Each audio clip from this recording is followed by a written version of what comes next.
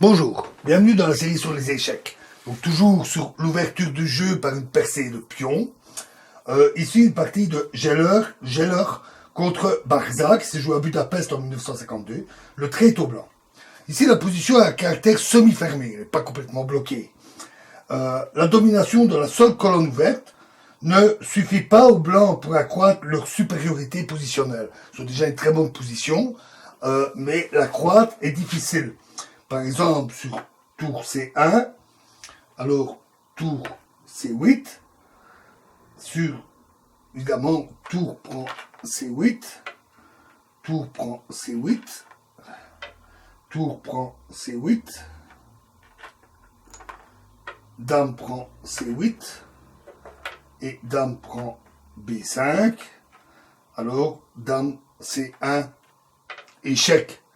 Et c'est ou bien le noir échange les dames, et alors c'est quasiment la nulle, ou alors ils prennent le pion B2 et les blancs n'ont strictement rien gagné.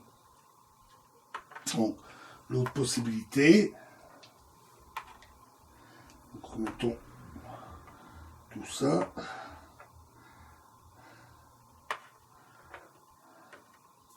Après, tour C1, tour C8, dame C2 pour renforcer la colonne, la pression. Alors tour prend C5, dame prend C5 et tour B7 suivi de fou F8 pour chasser cette dame. Donc, ce n'est pas simple d'exploiter la pression sur cette colonne ouverte. Mais Geller a réussi à augmenter cette pression par une percée au centre qui a permis de dépouiller le roi noir. Il a joué E4. Très bon coup. Après, D prend E4. D5. Alors évidemment, là, ça devient très menaçant. Tour C8. Cavalier D4. Et les blancs gagnent. Car sur tour prend C5, alors D prend E6, échec, et de même que E prend D5, alors tour prend D5. Donc ce n'est pas possible. La position est maintenant complètement ouverte. Et en plus, les blancs ont les pièces beaucoup plus actives, et ils détiennent un fort pion passé.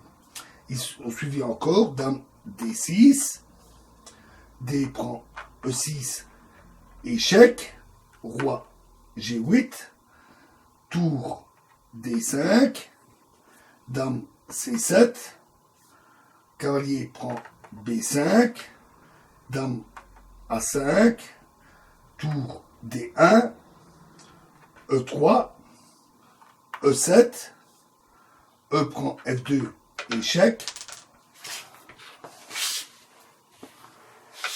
roi prend F2,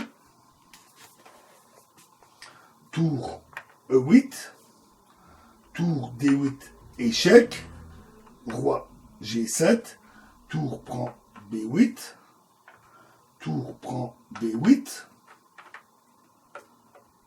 tour E1, tour E8, et dame D5, et les blancs ont facilement pu réaliser leur supériorité matérielle en pion et leur supériorité positionnelle.